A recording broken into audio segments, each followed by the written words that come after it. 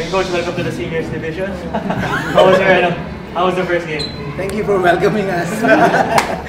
The first game, always exciting. Sabi ko nga sa team, it's always the first and the last. So, syempre maraming take sa first game. But what I told the ladies is always remember to enjoy yourselves there. Kasi nagtrabaho sila mabuti. So Coach, obviously the game didn't go your way the entire game. Yeah. What do you think went wrong for you guys? This is set na natalo kayo from the time you down kayo no second set. Okay. I think obviously you can see what went wrong. Kung ano yung nangyari, it's, sabi nga ni Jaja, which is, I think he's right, condition. Yung katawan. We wanted to produce more on the third set, pero makikita mo kumbaga sa battery, medyo bumaba na. So, that's our struggle. Pinag-aaralan namin kung paano gagawin yun. Siyempre, merong short-term solution, merong long-term. So, but definitely, parehas namin iintindihin yun. Hi, dito na po. Ano masasabi mo? Yung first game mo sa final year mo, ano masasabi mo?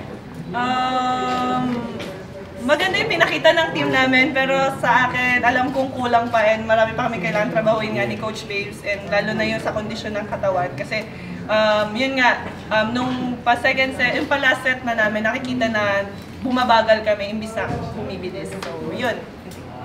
Ja, anong nangyari nung third set? Yung third set, Natalo. yung third set, syempre, yun nga, sabi ko nga kanina, yung kondisyon ng katawan namin is bumababa. So, nawalan kami ng receive, and yun, nag-slow down yung team namin, and yun, nag-relax. Pero ang sabi nga sa amin ni Coach, huwag kaming magre-relax kasi mas importante yung third set. Kailangan mas push hard kami doon. Coach, tinambakan kayo nung Adams nung third set. Tapos, nung fourth set, binawian niyo sila ng, di ba, just the same, a dose of their own medicine. Yun ba yung gusto mong makitang comeback ng team, yung maging ganung attitude ng team? Ganun ba yung gusto mong makita? Yes, I like what you said. Kasi, alam mo, what the mind thinks, the body follows. Eh. So sabi ko nga sa kanila, if you look closely on the third set, dami naming error eh. We gave a lot of free points sa kabila. So ibig sabihin, hindi lang kami nagpo-produce. So ang issue talaga namin is how can we produce consistently? Babalik yun sa condition nila. So, we have to palakasin ang katawan. Not only that, pabilisin pa. Ang hirap, labing isa lang kami. So, yun na medyo challenging, no? Because the load, yung load, dumadami. So, but I love how Jaja played. Kasi, kahit sabihin natin natalo siya ng third set, it's still complete. I mean, meron siyang best set, meron siyang hindi magandang set. All she has to do is figure out paano natin yun. Identify mo lang yan, and then how do we extend it? The best sets. Coach, sabi niyo nga, nagkakaproblema kayo sa reception nyo at sa vertical. Medyo apektado na rin ba kayo kasi considering si Bia, hindi napayagan niya for this season, and then iniikot mo si Chavez at si Yes, Gil, parang hinihinder niya ka. Oh, meron siyang injury that she got way before we started training pa sa UAAP, no? Dun sa question mo na kung meron ba kaming problema, you know what, pagdating dyan sa PASA, I think PASA ang pinaka-problema ng lahat ng UAAP team. Tingin ko so far, the girls are managing it really well. Makikita mo si Joni, we barely saw her last year. Pero ngayon, she took 70-80% of the game, no? Gusto ko yung serve ng Adams, ang very offensive kanina. Pero kanya pa rin yung 70%. So ibig sabihin, on the first game, maganda yung ginawa niya, I'm sure, gaganda yun. This team is run by clear roles, bawat isa. No? So yung role ni Jaja, kasi importante lang ng role ko, at ganun din ka-importante yung role ni Gail. So, pag may halimbawa, may napilayan dyan, may tatayo ulit. May tatayo ulit. Merong injury, may tatayo ulit. But yes, yun yung struggle na I think ng NE yung PASA. And I think the rest of the UAP teams, yun din ang struggle. Coach, masabi mo kay Jasmine, kasi player mo siya nung high school, diba? Ngayon, sa seniors division, ano masabi mo sa kanya? Meron kaming exciting na journey ni Jasmine that we started after we went to Thailand. No, pwede ko ba ikwento sa inyo? Abangan, ang susunod na kabalan. Hindi, meron kami. I think ngayon, meron kaming na-excite, meron siyang excitement na nararamdaman ngayon because wag na, yun na yun. Okay na yun. Hindi kasi, magkinuwento ko, di ba? But now, I'm really excited on the next stage ni Jasmine. Now, she can be a total set.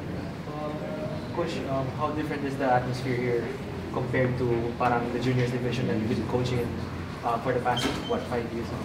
5 years? You know, sabi ko sa kanila, it may look big, it may sound noisier, marami man tao, but it's still the same 9 meter by 18 na court. Na second to the church. This is my second church. Parang ganoon. So, yun yung familiarity ko dun sa UAP nga. Ang pinag-aiba lang yan, mas maingay, mas malaki, mas maraming ilaw. Ang daming cellphone. Dati nung nagpe-press con tayo, dalawa lang, di ba? Libre pa hotdog, wala nang hotdog. Coach, describe yung laro ng libero nyo, si Joey Chavez. Oh, for a starter, she did really well. No? Wala akong nakitang confusion kung saan siya pupwesto. Kasi yung mga passers ko, lalo na yung mga wings ko, they have multiple roles. Hindi siya na-confuse. All she has to do is pay attention sa kalaban kasi yun talaga yung challenge naman on the other side of the court. I think yun yung kailangan niya ma-familiarize sarili niya. Against Ateneo on Wednesday. Yan, magandang showdown yan. Yes. Ano naman sabi ko po?